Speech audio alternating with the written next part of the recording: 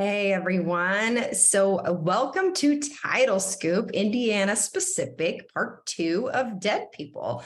We are going to go over unsupervised estates today, foreign estates, and we should have time to go into the small estate affidavit as well. And then next week, we'll talk about some of the non-probate transfers. So let's get started. All right. So unsupervised estates, what do we need? Well, when did this happen? Well, this happens for the most part. It occurs when the estate is solvent and the will provides for unsupervised administration. So what that means is in the will, it's going to be very specific who the personal representative is and that whoever that is can administer the estate without supervision of the court. So we still have to go to court to file the probate, but then the court authorizes the unsupervised administration.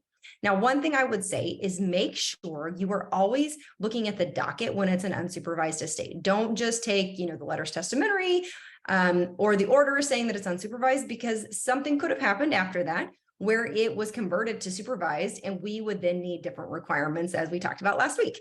So want to make sure, and when that happens, it's usually going to be when, say, maybe they're siblings and one's the personal representative, and then there's another one who doesn't feel like that brother could be the personal representative. That's a case where you might see it converted because the siblings are not in agreement. The property is transferred in an unsupervised estate by a personal representative. So again, we're going to have PRs, personal representatives, and an unsupervised. And it can be transferred either to a third party or to heirs and devisees. So it just depends. And we're going to go through what we need depending on the situation on our file. So an unsupervised estate where it's a property transfer to third parties, we're going to need a few things. We need notices to the heirs or devisees. We need consents from all those heirs and devisees to the administration. We need letters testamentary. And again, that's going to outline what they can do, and it's unsupervised. And then we're going to, again, need a personal representative's deed. However, this time, like we needed very specific language when it was supervised. Unsupervised is the same thing, just a little bit different language. So we're going to say something like, by virtue of the power given to a personal representative under Indiana law, and it will say convey because it's going to a third party. And again, what's great about when we have a formal estate is there's no time period for waiting, which is great because then we can move forward. So just some important facts about personal representatives deeds.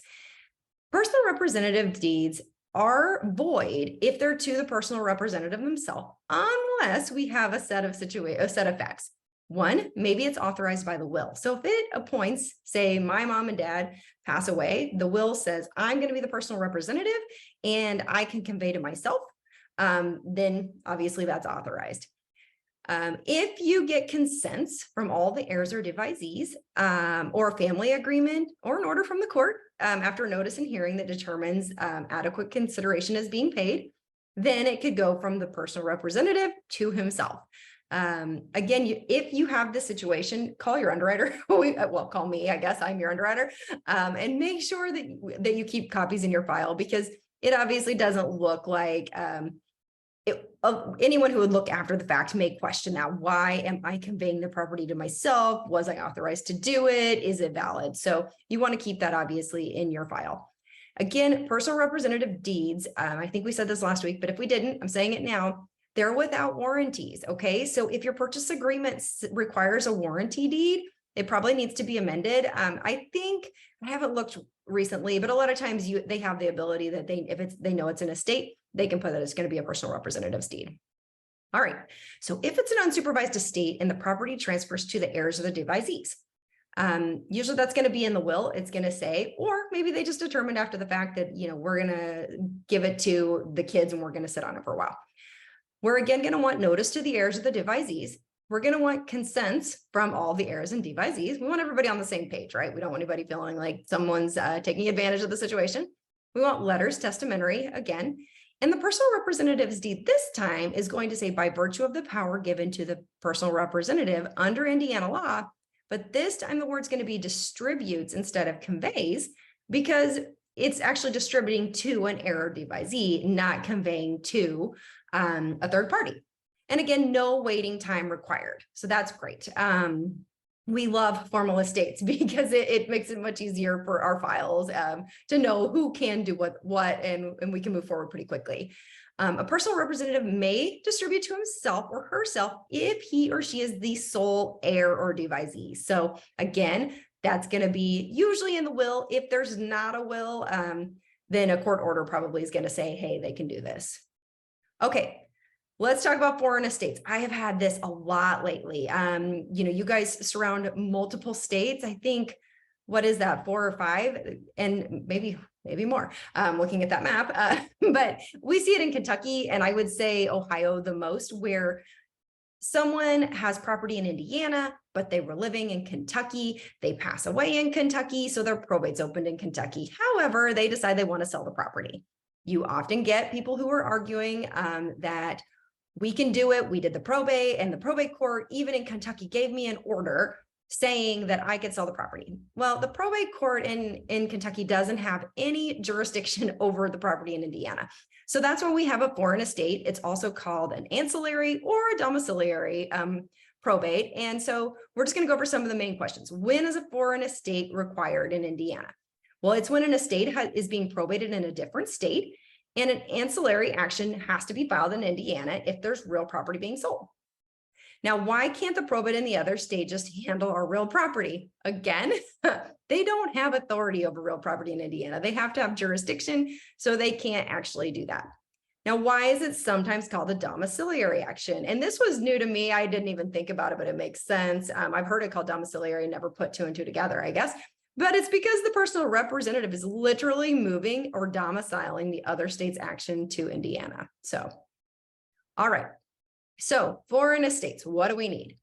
It's a pretty straightforward process. And usually once we've explained, hey, this is a pretty simple process, it's usually without question. So you need a petition for authority to act as a domiciliary foreign personal representative. And there's actually documents online. If an attorney isn't sure, you can find them. Documents attached to the petition are going to be, you want the will, the court order admitting the will to probate, appointing the personal representative from the original state court.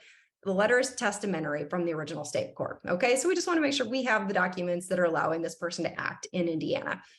Then we get a court order from Indiana approving the petition. That's literally all it is. It's a very, very short process. There's no waiting time required.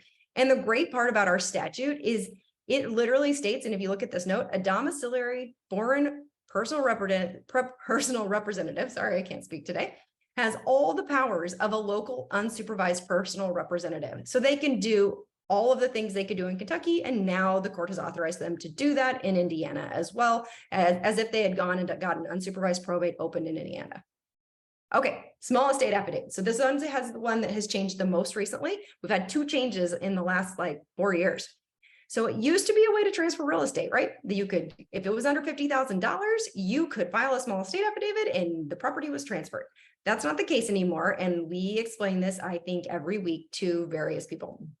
So the process was changed in 2019 by Senate Enrolled Act 518. And that was where Indiana Code 2918.3 was changed.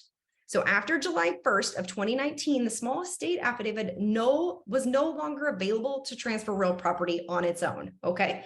Can still use it, but it requires a filing in the probate court. So again, the other thing is it was actually amended last year and it changed the amount. So we're going to go over all that just so that you guys know. And again, this will be in the guide that I'm putting together for you on Indiana probates. So small estate affidavits, what do we need now since we can't use them to convey? Well, we need letters testamentary for the personal representative or an order appointing a fiduciary to act on behalf of the decedent or decedent's distributes. Now, the entire probate estate must be less than $100,000, and that was effective after June 30th, 2022. Before that, it was $50,000, and then before that, I think it was $25,000. And this is the liens and encumbrance are subtracted from that amount, okay? The will must be included with the initial filing. And then we're going to have the small estate affidavit actually recorded in the county where the property is located. Now, I think people misunderstand, and that's what happens. They record the small estate affidavit and they're like, okay, I'm good. I don't have to do anything else. But if you read it, it specifically says that it doesn't transfer real estate anymore. The timing is 5 months. So the statute's pretty specific on that. So if you are being asked to use this prior to the 5 months, give me a call. Sometimes we can find ways to do it, depending. And sometimes we can't. So just make sure if it's within that 5 months that you are getting underwriting approval on it. So what should the affidavit include? The statute actually says this, and I'm going to show you the statute in a minute, but it's very specific and says exactly what it needs to have. It has to have the legal description. It has to have a statement. And this is obviously for people passing after June 30th, 2022. And I think mostly you're going to have this. I don't know that you'll run into it a lot. Occasionally people wait and they don't file things. But it says, it appears that the decedent's gross probate estate, less liens and encumbrances, does not exceed the sum of the following: 100,000 cost and expenses of administration and reasonable funeral expenses. Okay. The name of each person entitled to eat a partial share, full share, whatever, whoever has an interest in the property has to be named, and then what the share is going to be divided into. And then a statement which explains how each person's share has been determined. So again, if you have never seen one of these, they're online. I can send you one. It's pretty specific and you can just fill it in. And then again, it's going to be signed by the personal representative or the fiduciary. Now, it's, again, I know I've said this already, it's no longer permissible to use the small estate affidavit to transfer property without an estate being opened, but it's really considered a summary proceeding now because it's shorter in process, so it doesn't take as long, but we do have to have that court approval. All right, so I did put together, again, I pulled the statute. You guys can pull it. I'm going to reference it probably in the guide, but just wanted to put it up here so you could see. It actually outlines, if you see here, what the dates are and what the amounts are. So that way you guys know if you have someone that falls in that you may be following a different guideline. And then it does, like I said, we already went over this, but it shows specifically what exactly each affidavit needs to have. So that's actually it for this week. We're going to go over the non-probate transfers next week, and then I think we'll be done. And again, if you guys have other topics that are Indiana specific, I would love to know, because I would be happy to put those together for you. All right. Have a great week, guys.